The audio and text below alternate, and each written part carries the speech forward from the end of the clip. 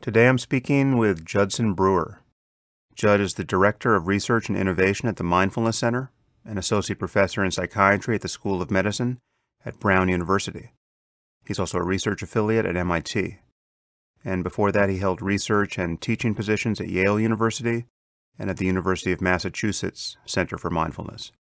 Judd is also the founder of a digital therapeutics platform, Mind Sciences, and the author of the book, The Craving Mind, From Cigarettes to Smartphones to Love, Why We Get Hooked, and How We Can Break Bad Habits. And in this episode, we talk about mindfulness and addiction, and the nature of reward-based learning, the neuroscience of craving, real-time neuroimaging, smoking cessation through mindfulness, the difference between dopamine-driven reward and real happiness, working with anxiety, and other topics. And now, without further delay, I bring you Judson Brewer.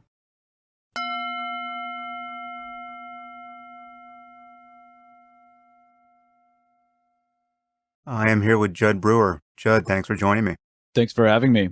So, give us the potted biography of your intellectual interests and what you're doing professionally now before we dive in. I'm an addiction psychiatrist and a neuroscientist. I'm the Director of Research and Innovation at Brown University's Mindfulness Center and the founder of Mind Sciences, which makes app-based mindfulness training programs for habit change. So what is your background in meditation? How did you get interested in it, and what sort of training have you done? I started meditating my first day of medical school through the background of suffering. I can, with that 10,000 hours rule, I certainly achieved that early on in my life with regard to 10,000 hours of suffering. So I can say I'm an expert there. But started meditating, I was really struggling at the beginning of medical school. Figured it was starting something new in my life, and I started meditating to see what that would be like and to see if it could help with some of the stress, and started practicing. I didn't know that there were different traditions. So Right. I joined a local Sangha in St. Louis where I was going to medical school, which turned out to be led first by a Zen practitioner and then a Theravadan practitioner. And then I found a teacher in the Midwest and started practicing Theravadan, the Theravadan tradition, and have largely focused there over the last 20 plus years. Most recently, I've been studying with Joseph Goldstein, who has, an eclectic style, has studied with a bunch of different teachers. And I've also been doing some collaboration with Dan Brown, who's more in the Tibetan lineage. So I've been learning a fair amount of Dzogchen, both from a practice perspective, but also to help make sure that the research that we do is accurate. Nice. And when you went into medical school, did you know immediately that you wanted to go into psychiatry, or was that a later epiphany? Let's say later, as in it was the last thing that I thought I was going to do. When I was in this MD PhD program where you do a couple of years of medical school and then you do your PhD for long enough to forget everything that you've learned in medical school.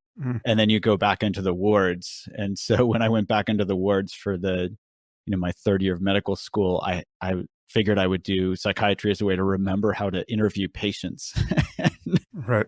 And then I realized that these, what my patients were talking about was really using the same language as the Buddhists, and also that psychiatry was in tremendous need of good treatments, especially for addictions.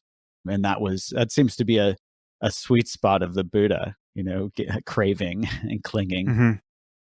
Yeah, the lens through which the Buddha looked at the whole problem of unenlightenment is really one of craving and its consequences. And there's a very helpful analogy drawn here between addiction and these ancient methods of practice.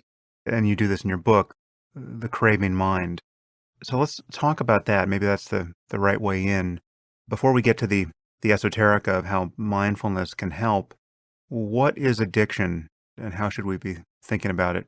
I like the simple definition of continued use despite adverse consequences. I learned that in residency training, and the American Society of Addiction Medicine just came out with a definition that very much parallels that, continued use despite adverse consequences, which not only points out that we can be addicted to chemicals, but we can be addicted to behaviors ranging from, our cell phones, these weapons of mass distraction, to thinking. We can be addicted to our own thoughts or our own views. Right. I sense that many people will balk at that definition. It seems somehow, or can seem somehow, too capacious. Are we really saying, or do we want to say, that addiction to something like cigarettes is precisely on the same continuum as addiction to smartphones or thinking or shopping or gambling? I mean, isn't there some significance to the fact that in one case, someone could be using a chemical, the cessation of which would lead to withdrawal, or is there a biochemistry that kind of holds people hostage in a way that behavioral addictions don't quite? Or is it really just, once you get in there, it's just neurophysiology, whether you have exogenous compounds on board or not, and really it's the same mechanism? I think there are two aspects here. One is that we can look at physical dependence, where we, if you jack the brain with dopamine, which every known drug of abuse has been shown to do, it's going to lead to receptor modulation. And that, for example, with alcohol or nicotine or, opioids or whatever, you're going to see, receptor up and down regulation, and that can take a while to normalize. So I think that piece hasn't been, it's that physical dependence piece can be separated from the continued use despite adverse consequences. And so I think that's where the playing field gets leveled. Somebody can be drinking alcohol and not have consequences. Somebody else can be drinking alcohol and can be having severe consequences. Somebody can Right. be using their smartphone, same thing. They could be texting while driving and get into an accident, while somebody else uses their smartphone responsibly, let's say. Right. I guess there's a little wiggle room in the definition, or in the who is defining the adverse consequences, right? I mean, there are probably people who, by any outside estimation, are addicted to whatever, their smartphones or gambling, and yet they have a problem admitting that they have a problem. Yeah, and I think we see this in psychiatry, where it's helpful to get information not only from the person who might be referred to us or come in to see me as a psychiatrist, but also from, collateral, where, it's family, friends, coworkers, whatnot. And like you're pointing out, somebody might not think they have a problem, no matter whatever the substance or the behavior is, but it might be causing significant adverse consequences to all the people around them.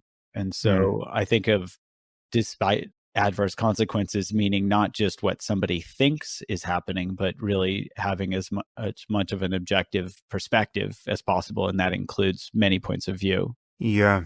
And perhaps the most subtle addiction here, and many people, again, will find it strange to be conjoining these concepts, addiction and thinking, but you mentioned one being addicted to thinking, and this is really something that you encounter when you try to meditate, especially intensively on silent retreat. You just the automaticity of being lost in discursive thought, the fact that it's our default state, despite our most heroic efforts to pay attention. In this case, we've deranged our lives and gone into silence with the goal of paying attention moment to moment, and yet the thoughts don't stop.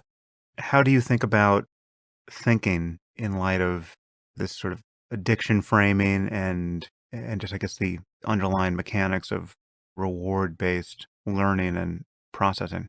Well, I guess I should say, hi, my name is Judd. I'm a thinkaholic. How many days sober do you have? None. I'm on day one. I remember my first 7-day silent meditation retreat. This is when I was in medical school. And by day 3, I was crying uncontrollably on the shoulder of the retreat manager because I didn't think I could do this. I could pay attention to my breath, because That's always encouraging a psychiatrist to weep openly on the shoulder of a stranger. Yes. So I think in terms of, what I've seen from my own experience and also what I've now begun to understand scientifically, and this is also is how mindfulness comes in, there's this idea that we can just control ourselves. And thinking is a great example of really not having any control because we can't just stop our thoughts. We might be able to create conditions where the mind is quiet. But if we just get up there and, hold up the stop sign and say, okay, thoughts, take a break, they come at us, like zombies, Yeah. and it becomes the thought apocalypse. So, that's one. I think in terms of addiction, I also remember being on, I was on a month-long retreat, and it took me a full day or so to realize that I would be having these thoughts and they'd be saying, oh, this is a great experiment. If you do not write this down, you will forget it and then it'll be lost. And I would, get up from the cushion and then write it down and then, sit down again. And then the next, world's greatest thought came up and then do the same thing. And I was like, wait a minute, this is my mind, not wanting to meditate. Yeah. So I think in terms of looking at this from an addictive perspective, it might be helpful just to even think about what the general framework of reward-based learning is, because that can also explain where addiction can move, not just from alcohol and the typical ones, but even to thinking and views and things like this. So there's a very simple framework that has 3 components: a trigger, a behavior, and a reward. And this framework is set up to help us remember where food is and how to avoid danger. So basically, if you see food, that's the trigger. You eat the food, that's the behavior. And then your stomach sends this dopamine signal to your brain that says, remember what you ate, where you found it. There's the reward, or quote unquote reward. It's from a brain perspective, it's basically, it lays down context dependent memory. Same for avoiding danger. You see the danger, you run away. And then the reward is that you're alive to tell your buddies, don't go over there. That's kind of dangerous. So that's the basic framework for reward-based learning. Now, there are a couple of important components that really explain a lot of modern day maladies that we don't quite understand with this. Reward-based learning is based on rewards, not on the behavior itself. And I mention that because in modern day, we try everything from dieting to trying to make our minds silent when we're meditating. But we use the brute force method where it's like, okay, just stop. That's what I was trying to do. I used to sweat through t-shirts in the middle of winter at this center, at the Insight Meditation Society up in Massachusetts, where it's cold. I'd sweat through t-shirts trying to force myself not to think and to just stay concentrated on my breath. Well, this is the same thing that people do when they're trying to lose weight and they use a traditional diet, which just says, make sure you eat salad instead of cake. Well, it makes sense. The formula is correct, but that's not how our minds work. So the reward-based learning reminds us that it's not the behavior, it's the reward, how rewarding a behavior is. And that's what's going to drive future behavior. And understanding this was really key, not only for my lab in developing, app-based mindfulness training programs, for example, but also understanding the underlying neural mechanisms of what was going on. And also, personally, it really helped me be able to pay attention to my breath or pay attention to an object of meditation rather than trying to force it. And it's also more the anticipation of reward than it is the actual landing on the object of desire, right? It's both, actually. So the dopamine fires the first time we get a reward. And if it happens repeatedly, that dopamine firing, and that's that anticipation piece that feels like, that dopamine firing shifts from receipt of reward to anticipation of reward. So it actually starts firing when we have a trigger, or when we have a thought can be a trigger where we start thinking about getting that thing. it motivates us to get off the couch and go do that behavior. Because remember, this is all set up to motivate us to eat and to motivate us to run away from danger. So that anticipation piece says, go do something. So you're saying that it's initially encoded by the actual reward, but if in future instances it starts prior to the reward, just when we're actually engaging the routine that would reliably deliver the reward?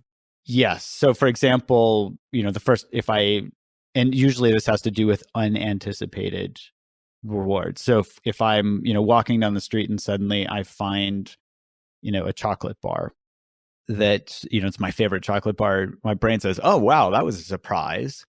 And that, oh, wow, surprise says, oh, you just won the chocolate lottery. And so then the next time I walk down that street, my brain will say, oh, I wonder if there's another chocolate bar there. And so the trigger of the context that walking down that street says, oh, go look for chocolate. In your book, you draw an analogy between the cycle of learning, which is in the behaviorist literature, going back to Skinner, what was called operant conditioning. There's an analogy to draw there between that mechanism and the Buddhist framing of dependent origination. I don't know if you want to unpack that for us. Yeah, I'd be happy to. So dependent origination is reportedly what the Buddha was contemplating on the night of his enlightenment. Now that sounds kind of important. This is what the dude was contemplating, and then he became awakened, then he became enlightened. So I worked with a Pali scholar, Jake Davis, because as I was studying dependent origination personally, I was studying behavior change, professionally as an addiction psychiatrist, and was starting to see the importance of operant conditioning, which is basically that reward-based learning cycle that I talked about. And we looked at the parallels, and it was striking how similar these two frameworks were. There were slight differences in terminology in terms of, some language that the Buddhists were using and some language that the behaviorists were using. But basically, it was the same process. And what it suggested was that, the Buddha had basically discovered what we now think of in modern day as, reward-based learning before paper had even been invented. And this discovery in modern day science, just to put it in perspective, was so huge that Eric Kandel won the Nobel Prize in the year 2000, showing that this process is evolutionarily conserved all the way back to the sea slug. So a critically important concept, whether it was the Buddha becoming awakened or Eric Kandel getting his Nobel Prize, showing that this is a very, very fundamental learning process. So in the Buddhist framework, there's this capacity of the mind to notice the feeling valence of a stimulus. So you can notice whether something's pleasant or unpleasant, and craving follows from that. There's craving and identification with it. And, I think we now know something about the neural correlates of these processes. What does your work tell you about what the brain is doing when we're feeling desire for a stimulus, and that desire is made actionable because there's no distance between, attention and the desire itself? Yes. So why don't we start at the Vedana, the pleasant and unpleasant aspect. In Buddhist terms, Vedana, pleasant, unpleasant, or sometimes neutral. In operant conditioning or modern day psychology terms, pretty similar terms are used. Something feels pleasant, something feels unpleasant. And what both frameworks show is that whether it's pleasant or unpleasant, both of them lead to a craving. So we want more of the pleasant and we want less of the unpleasant. So you can think of an anti-craving or a aversion. We have a craving and aversion. And then that leads in the Buddhist terminology to clinging or upadana, which can be also suggest a translation can be sustenance, where we're fueling that fire of craving. And by behaving, we start to become identified with that behavior. So if it's eating chocolate, I can start to become identified with eating certain types of chocolate, like dark chocolate versus milk chocolate. Or if I have a certain political propensity. I could start becoming identified with a certain type of view or set of views where, I am this versus not that. And the more we perform the behavior, whether it's eating chocolate or thinking, this is the right view, the more we become identified with that. Now, interestingly, in ancient Buddhist terms, they said that this cycle is perpetuated through ignorance. And then in modern day, I think of this as that cycle is perpetuated through, I use the term subjective bias. And so the term ignorance and subjective bias, I would suggest, are basically the same thing, meaning that we become biased based on our previous behaviors. So we're not seeing the world clearly. We're seeing it through these lenses of our previous behavior. So if I see chocolate, I'm going to see it through the lenses of, oh, I like or I don't like that type of chocolate based on my previous behavior. So the subjective bias, the Buddhists would suggest, is ignorance because we're not actually seeing clearly. And I like the interpretation of the term vipassana, which literally means seeing clearly. It's as though we're taking off those subjective bias glasses. Yeah, there's an interesting connection here between the more creaturely levels of craving and wanting and identification and something that seems, far more recent an acquisition in evolutionary terms. So you're talking about political views, right? So the fact that one's sense of identification, the sense of self, can be an emergent property of kind of contracting within the domain of either of these things, whether it's the taste of chocolate, the wanting of it, the preference for one form or another, and just holding to an opinion that one has entertained and become attached to. This can sound surprising, but just in evolutionary terms, we didn't add entirely new modules to the ape brain to become human, right? I mean, the only way we acquire new abilities is by extending the processing reach of structures that, were already there. And so the same circuitry that's encoding, disgust over being confronted by something toxic that you don't want to get into your mouth, it's that same processing that is underwriting moral intuitions and even judgments of the truth or falsity of ideas.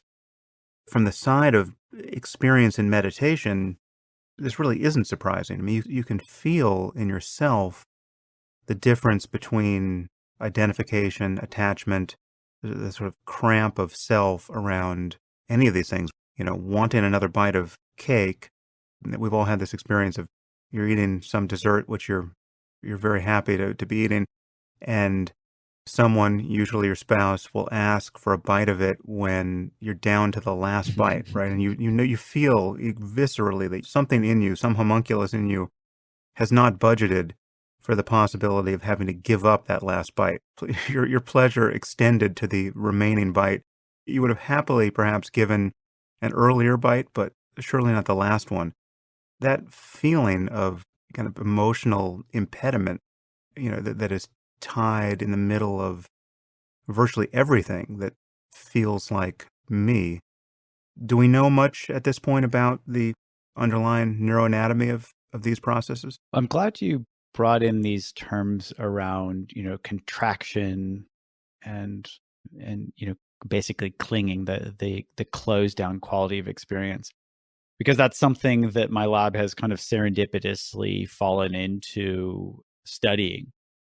And if you think about it from an evolutionary perspective, fear, for example, feels contracting, right? And the idea is to make ourselves as small an object as possible, protect our vital organs from whatever it is that's about to eat us. Now, that's very different than the feeling of, say, joy or connection, which feels much more expansive, or even curiosity.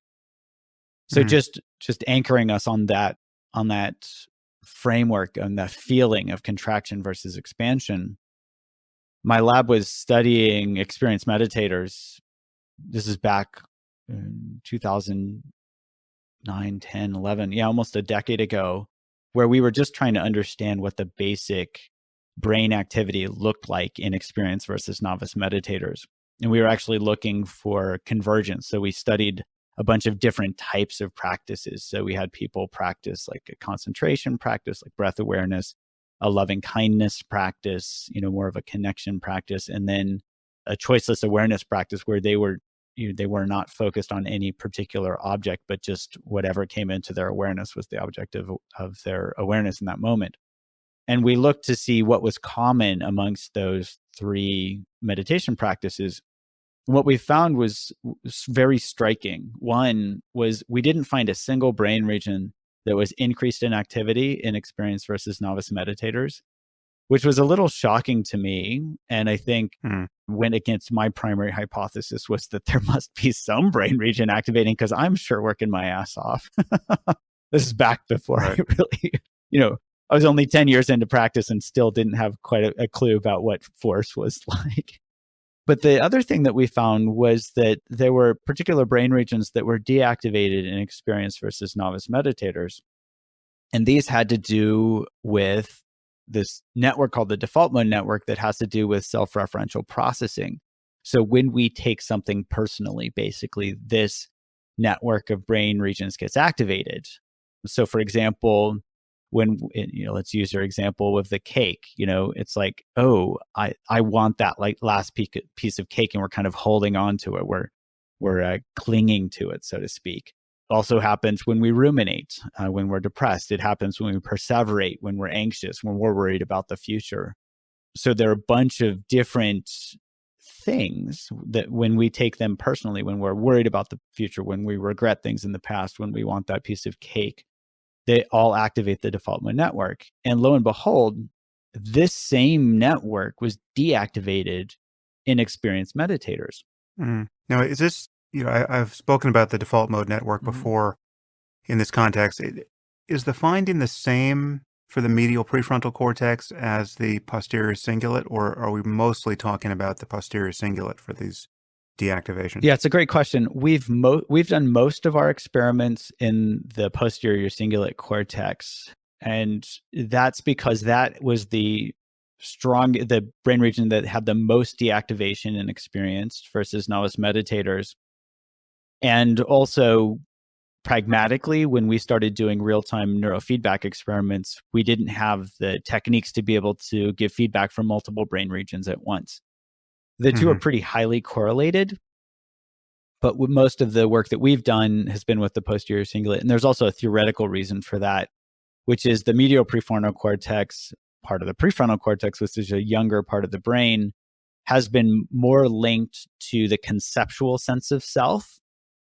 Whereas the posterior cingulate cortex, and this was actually through some work that we'd done and others had done, seems to be more linked to an experiential sense of self, and is also directly anatomically connected to brain regions involved in memory, like the hippocampus.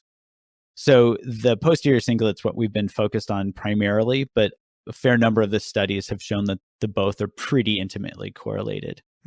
So we wanted to actually understand what this deactivation meant, because there's a big issue in neuroimaging and neuroscience around reverse inference, where if you see a brain region activated, you assume that something is happening based on what other people have done in other experiments, but you can't make that assumption accurately because it could be doing something else and we just don't know it. So the best way to reduce that likelihood is to do real-time experiments where you can measure brain activity and show people their brain activity in real time while they're doing a particular task. In our case, we were having people meditate. And that way you can link up the subjective experience, their first-person subjective experience, with their brain activity in real time and really know what's going on. So we did a bunch of these experiments with novice and experienced meditators, and we found something that was really striking, which was that this activation in the posterior cingulate cortex was correlated not just with things like mind wandering or craving, but it's the degree to which people get caught up in that experience. And we found this because not only were things like craving or mind wandering activating these brain regions, which other people had found before, but we found that other experiences were also activating it, such as when people were trying to meditate harder, as one person put it. Said, I tried to look at they were looking at the graph as an object of meditation. And they said, I tried to be more aware of it, or force it, basically. And that actually induced an increased activity, or an increased activation of the posterior cingulate cortex. Whereas other people were reporting that the more they let go and stopped trying to do anything, the less their posterior cingulate was activated. So you mentioned that you gave people 3 different practices to do, and 2 of them were essentially mindfulness, but one was to focus exclusively on the breath, and the other was choiceless awareness, which is to say you just leave your attention wide open and notice whatever you notice. Were those different in terms of the activity of the posterior cingulate? They both showed deactivation in experienced versus novice meditators, as in when people were focusing on that object, whether it's the breath or just anything coming into their awareness, the less they tried, or the less they got caught up in doing and were just resting in awareness, the more deactivated their posterior cingulate got. Right, right. You can feel this subjectively. I mean, this is the difference between feeling like the meditator, right, where you're strongly identified with the aiming of your attention. You're the locus of attention in the head, and you're now pointing attention strategically at the breath and trying to get closer to it, and noticing the competition between doing that and the arising of each new thought, like a wave breaking on the hull of a ship. And you're fighting to keep your attention on the object of meditation.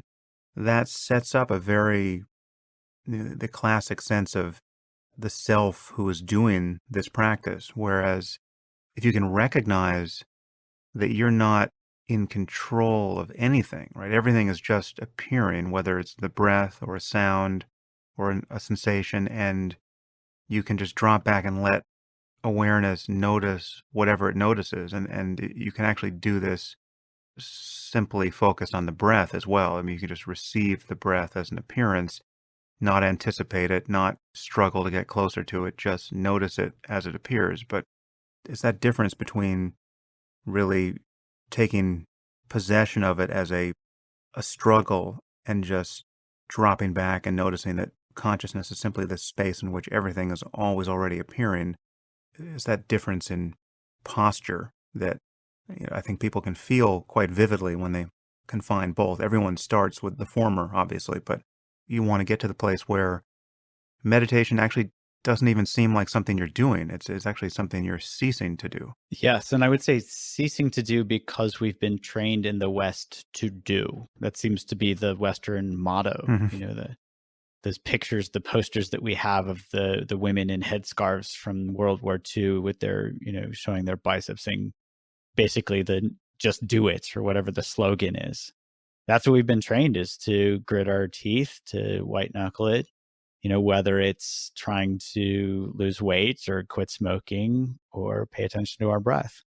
And this is really quite the opposite. In our neuroimaging studies were showing just this. They were showing this dichotomy where the more we try to meditate, the the farther we get from the actual meditation practice itself.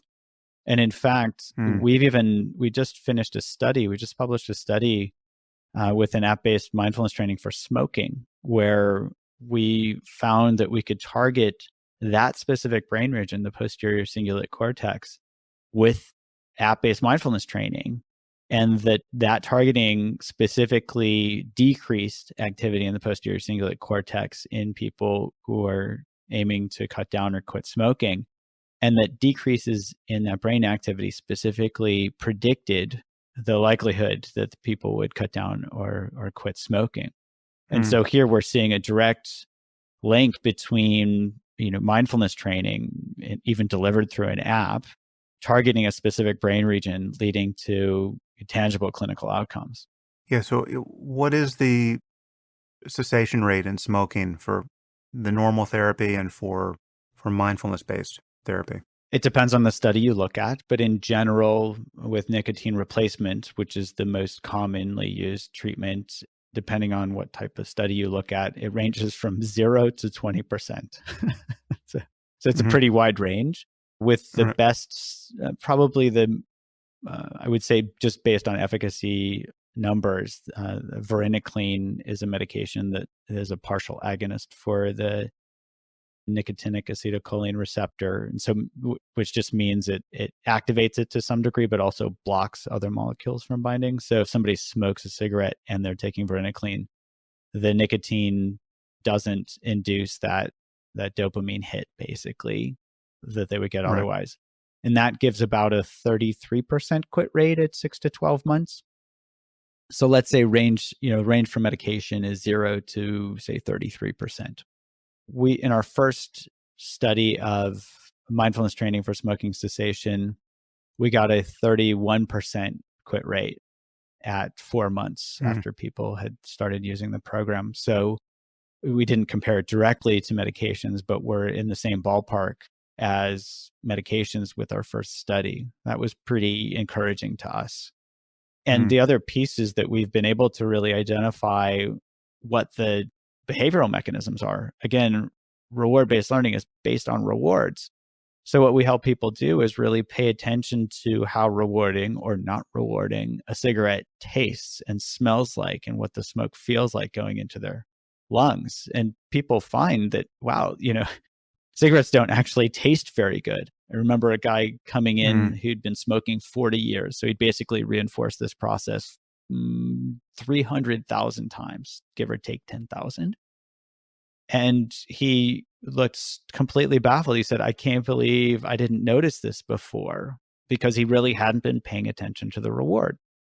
Now, from a neuroscientific standpoint, this makes sense because habit learning is set up to help us learn things, chunk that information for easy retrieval, so that our brain doesn't need to go through the whole process of relearning it in the future. Because if we had to do that every day, we'd be exhausted by noon because we'd have to relearn everything. So habit formation is helpful.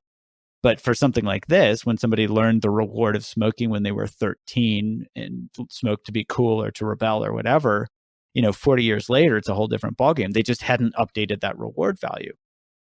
So here, mindfulness helps them really start to see what the actual value is now. So that gives their brain updated and accurate information, so that if it's not as rewarding, then that reward value drops and it becomes much easier to change a behavior.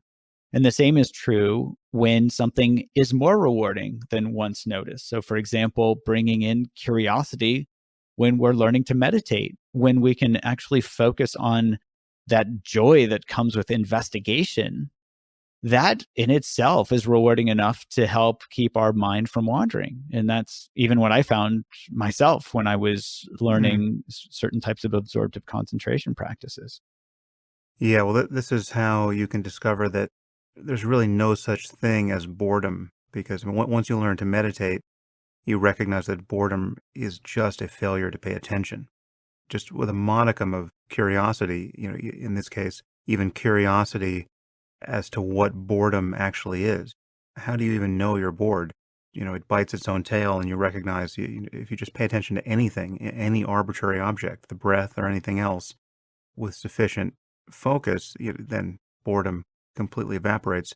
But this insight into the dissatisfaction, even in satisfaction, is interesting because unfortunately we don't have good words to talk about the kind of happiness or the kind of well-being that one is targeting in the practice of meditation, or at least the words we have sound a little boring. When you talk about tranquility or equanimity or serenity or peace, most people don't go through life thinking that they want those things. There's a sense, I think, that the activation of the dopamine system needs to somehow always be involved in our securing our purchase on happiness moment to moment. And I think there's confusion around what happiness or well-being actually is and how it relates to transitory mental states like excitement or even joy. So, I just push that all to your side of the table. How do you think about these things?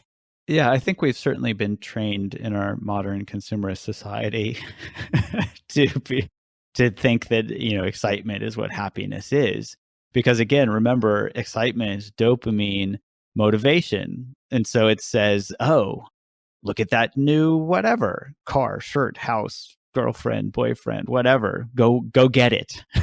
And so, I think this could basically be summed up. I read a quote from Sayadaw U Pandita in his book In This Very Life, where he said, we mistake excitement of the mind for happiness and don't see the greater joy that comes from, peace and whatever. So I think we can actually simplify this from these terms like tranquility or equanimity that a lot of people may not, let's just say, may not be seeking in a consumerist society. And we can really simplify this to language around contraction and expansion, or feeling closed and feeling open. Because our brains are, they've already set up that reward hierarchy. And my lab's actually doing studies now to confirm this, to show that there actually is a natural hierarchy that we have. So for example, when we look at the clear ones like fear versus joy and ask people, which one would you rather have? It's a no-brainer. Literally, their brain says, of course, joy. And we can look at a bunch of different words in these two categories of closed versus open. And we find, in pilot studies, we've found that universally, people would rather have mental states in these open categories versus the closed categories. So closed would be things like anxiety, frustration, whereas open would be like connection or awe or joy or curiosity. And what we're doing now is looking to see how tightly these things couple, how well they're correlated, to see if there is actually a clear reward hierarchy set up in the brain. And so here I think there may actually be something already set up that says, what's on the menu, joy or fear? Well, I would rather have another helping of joy, please. But if we look at this, joy and curiosity and connection and kindness, all of these fall in the spectrum of moving in toward more open mind states, for lack of a better way of putting it. And we see this in our neuroimaging studies. We've had people get into flow, like spontaneously drop into flow and report this when they're in the real-time neurofeedback setup that we have in our fMRI scanner. And that's when their posterior cingulate just bottoms out, where it just gets really, really deactivated. And for those that aren't familiar with flow, like this guy, Mihai Csikszentmihalyi, was a psychologist who described flow back in the 70s as selfless, effortless, timeless. So all these dualistic concepts kind of fall away as we move from a contracted state of being into a more open, where we lose a sense of where we end and the rest of the world begins. And so we could suggest that even is starting to move into non-dual territory. So we're even seeing a beautiful correlation between people's subjective experience, where there might be this reward hierarchy that says, I'd rather be in flow, for lack of a better way of putting it. And that actually lines up with these brain regions that are involved in self. As we start to lose a sense of that experiential sense of self, that brain region, the posterior cingulate, gets quieter, and we move in experientially into this territory where we lose a sense of self and start to connect more with the rest of the world. What are the prospects of neurofeedback going forward? And so just to give people a clearer picture of what you did in your lab, you ran a bunch of experiments where you were doing real-time neuroimaging and reporting the data back to the people in the scanner, so people could see the activity go up or down in various regions of their brain, and in this case, the posterior cingulate, and that was being targeted as the reporter of successful meditation, essentially. And this is novel because normally in a neuroimaging experiment, it takes quite some time to crunch the data and get the statistical maps of changes in activity, whereas you're reporting this in a matter of seconds. But what was the latency between the acquisition and reporting it back to the person in the magnet? So we could actually do all of the processing in less than half a second. We had some pretty smart Wow. people working on this. This is when I That's was crazy. at That's Yale. awesome. Yeah, this guy is Xenius Papademetris, and a graduate student, Dustin Shinost, pioneered some really fast technology to be able to put this together. Obviously, this isn't a very expensive neurofeedback device, right? You need a $3 or $4 or $5 million magnet and an EEG setup, and you need technicians running it for you. So, what are the prospects of our getting some smartphone-based device that actually gives us usable neurofeedback that makes the practice of targeting specific mental states or uses of attention easier? I would say so. The mental states piece is a little more challenging, but we can certainly start to target specific brain regions, which hasn't, is certainly not commercially available now. But we've gone from Mhm. fMRI, which is, it's about $1 million per Tesla of magnet strength. So it's, like $3 million magnet, Yeah. down to an EEG headset, which is about $80,000. And anybody that wants to see how this works, we actually had Anderson Cooper come in and do a piece for 60 minutes where we hooked him up and had him meditate. So they can just find that on YouTube or Mm. whatever. And how many leads do you need on EEG these days? So we did 128, and now I have an applied physicist in my lab who's been able to work that down to about 32, and below Hmm. 25 or so, the signal quality drops precipitously. So I would say safely we can do this with 32 leads, and we've now done double-blind studies showing that this is the case. The next step is really for headset manufacturers to come up with good, non-noisy leads that can be customized to be placed in a certain configuration so that we can do good source estimated neurofeedback. And I think, that within the next couple of years, we're going to see that at least in beta testing stage. We've got the software technology, and now it's a matter of the hardware manufacturers to take that next step. Yeah, and hopefully you don't have to put conductant on the leads so that you have to wash your hair every time you use your meditation cap. Yes. So, but I'm surprised you actually still need 32 leads, even though you're targeting the posterior cingulate. To get a good, accurate signal, I mean, it's a deep brain region. It's in the middle, it's a midbrain, part toward the back. So Yeah, it's not like it's just this little thing right on the surface of the brain.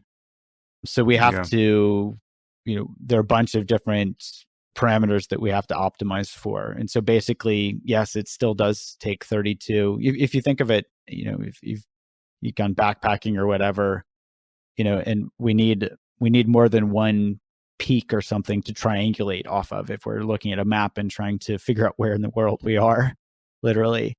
With the yeah. brain, the terrain is a little more complex.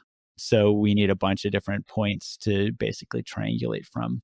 Do you have any thoughts about how people can make meditation itself a habit and sort of leverage some of our addictive propensities to acquiring a very useful and effortless commitment to just doing it every day? Yeah, that's a great question. If it's any indication, so we've done some studies with app-based mindfulness training, like for eating and for anxiety and things like this, as a way to really, be able to capture exactly how much people are practicing, if they're engaging with a program, and if we can actually correlate this with clinical outcomes. And we've found, if you look at the reduction in suffering as an outcome, for example, we've gotten a 40% reduction in craving related eating with our Eat Right Now app. And we just finished a study, a randomized control trial with our Unwinding Anxiety app with people with generalized anxiety disorder, and got a 63% reduction in anxiety symptoms at 2 months. So if those are indicators of somebody kind of engaging with the practice and actually benefiting from it, I would say, yes, there is a real possibility here. And I would say, probably the best place to start is really understanding how the mind works. And if we can help people understand how their minds work, then they can learn to work with them. So I actually incorporate, basically dependent origination in simplified form, basically teaching people reward-based learning on the first module of these programs to help people really understand how their minds work. I'll give a concrete example. I had a patient in my clinic who was referred to me for anxiety. And when he walked in the door, I basically, was like, yes, you look really anxious. What's the story? Well, this guy was basically had full-blown panic disorder and was terrified of getting in a car accident on the highway. And so we mapped out his habit loops. That's step one, is just to map it out. And so he's like, okay, I have a thought that I'm going to get in a wreck. And then his behavior, he says, so my behavior is to get off the highway and not drive. And then the result is that avoidance that makes him, not have to worry that he's going to get in a wreck. So we actually just mapped that out on his first day, his first visit with me, as a way to help him start to understand this. And then I gave him our unwinding anxiety app and sent it, said, just map out your mind. He came back 2 weeks later and he had this big smile on his face and he said, oh, I've lost 14 pounds. And I said, I thought we were focusing on helping you work with anxiety. He said, well, I realized all these habit loops. I was actually stress eating as a way to work with my anxiety. And I realized that wasn't very helpful. So here's an example of getting somebody engaged with mindfulness through helping them see clear benefit immediately. And so that clear benefit came from mapping out his mind. You can think of the Buddha mapping out his mind when he was mapping out dependent origination. So long story short, this guy, after about 5 or 6 months, he ended up losing about 80 pounds. But I'm not kidding you, he became an Uber driver because he had mastered his own anxiety through mapping out his mind and being able to bring in these mindfulness practices. And so I think of this as setting good habits. We have to hack this reward-based learning system. And the two pieces there are helping our brains see very, very clearly how unrewarding these old behaviors are. So whether it's overeating or worrying or planning for the 20th time or whatever, not very rewarding. But then also giving them what I think of as the BBO, the bigger, better offer that comes with mindfulness practice itself. So I love curiosity, like bringing that in as a superpower and helping them right in the moment when they're anxious or when they're caught up in a craving to just get curious about what that experience feels like in the moment. And the curiosity itself feels better than the craving. So they've hacked that system and they've flipped the valence from unpleasant craving to pleasant curiosity. So that's what I would say is a great way for people to start. Map out their minds, find that bigger, better offer, and then compare it to the old habitual behavior. And then, to their brains, again, it's a no-brainer. They're naturally inclined to move away from something that's painful and towards something that feels better. So do you have any advice for somebody who's, let's say, feeling acute anxiety? Well, let's say that they're having a panic attack and they know mindfulness, at least is proffered as a useful tool here, but they're paying attention to the anxiety and the valence it just seems intrinsically negative, and curiosity is not so pleasant as to counterbalance it in that moment. Do you have any specific instructions for them? How should they work with anxiety in the moment? Yeah, so we have a tool baked right into our Unwinding Anxiety app that basically walks people into a mindfulness practice, because like you're pointing out, if somebody's in the middle of a panic attack, that can be really challenging. So if somebody's feeling very anxious, what we have them do is first, ask them, where do you feel it in your body? So it helps them drop into their direct experience, because often people are so freaked out, they're stuck in their head and they're worrying. So have them drop, where do you feel it most in your body? And then we have them check in and we ask, okay, do you feel it more on your right side or on your left side? They can also do front or back. And the question is, is it on the right side? Is it on the left side of my body? And that helps them, because it doesn't matter, but it helps them really drop in and get curious. Like right in that moment, is it more on the right side or is it more on the left side? And that helps them just start to tap into curiosity itself. It might not be, gangbusters, but in that moment, they're not suffering as much as they were in the previous moment when they weren't curious. And so I use that as a very, very simple way to help people get embodied. Yeah, I mean, if you're willing to feel the sensation of anxiety, you can notice that that which feels it, I mean, just consciousness, just awareness itself, isn't confined to the feeling itself. The awareness that feels anxiety is the same awareness that feels joy, right? And the more you can fall back into the intrinsic feeling of that just open space in which, in this case, anxiety is appearing, you can break that sense of identification or the pure confinement to the object of consciousness. Yes, I would say, awareness is simply awareness. It's aware, and we can even direct that awareness in particular ways. For example, right, left, or we can also look at subtle aspects of experience like closed or contracted or open, and bring that curiosity in and bring that curious awareness right in to whatever our experience is. In any moment, we can be checking with ourselves to see, oh, am I contracting or am I expanding? And what are the conditions that are leading to contraction so that we can show our brains this, right? Because it's all about cause and effect, helping our brains see what the effect of whatever the behavior is. And if the behavior is leading to contraction and our brain sees that it's painful, it's going to naturally want to find ways to not do that again. It becomes disenchanted. And the Buddha talked a lot about disenchantment. In the same way, if we can see the cause and effect relationship with things like kindness or connection or curiosity, we can help our brains clearly see, oh, curiosity, I'll have some more of that, please. Yeah, well, it is locating satisfaction in a slightly different place. I mean, we're not, by tendency, based on this reward-based learning, we're not inclined to notice that the thing we think we want, the thing we're, agitated not to have, the thing we're avidly reaching for and clinging to isn't all that good. It's not actually the basis for the satisfaction. On some level, what we enjoy is the cessation of the desire, right? The desire is this kind of state of agitation, and its gratification, at least in part, is satisfying because we no longer feel the problem anymore. We've been rid of an emergency, and we can just relax until we get tangled in the next desire or Yes. reward circuit. Yeah, I think smoking is a great example of that. When we smoke a cigarette, we're relieving a dopamine deficit that we have created. Right. Yeah, that's depressing. Yeah. So where is this going for you in the future, Judd? What's your 10 years from now? What are you hoping we'll be talking about on this topic?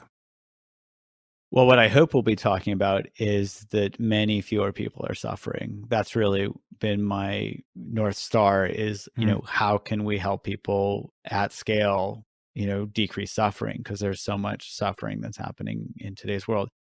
And there's so much divisiveness. There's so much, everything that's leading to contraction. So we've looked both neurobiologically to see if we can really discover some of these underlying neural mechanisms so we can create neurofeedback tools to help people get that mental mirror to really touch into the subtle aspects of their experience. Am I contracting and not noticing it? What's it feel like when I'm expanding? We don't necessarily need neurofeedback tools to do that. I think we can calibrate on our own experience of, am I feeling contracted? Am I feeling expanded? But another way is to systematically help people really understand how their minds work. And there's, just a couple of years ago, an entire new term in medicine emerged called digital therapeutics. And that's just a fancy term for delivering evidence-based training or treatments through an app or an online platform. So we'd started playing with this back in 2011 when I was looking at my window. I was working at the VA hospital, and I noticed that patients are out in the parking lot smoking cigarettes, and they were starting. This is the emergence of the weapons of mass destruction. So as people smoke, they look at their smartphone, and I realized, wait a minute, people don't learn to smoke in my office. They don't learn to get anxious or overeat in my office.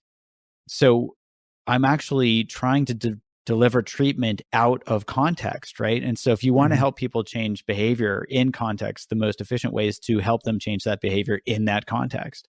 So that's when we had this idea to, package mindfulness training into app-based training. You have a mindfulness app, so you know what this is all about. Yeah. So the idea is, can we take, we're taking clinical indications, so like smoking and overeating and anxiety, and doing randomized clinical trials to see how well we can use a digital therapeutic platform to deliver mindfulness training. And as I mentioned earlier, we're actually getting pretty staggering results. We're getting 40% reduction in craving related eating with our Eat Right Now app, and a 63% reduction in anxiety with our Unwinding Anxiety app.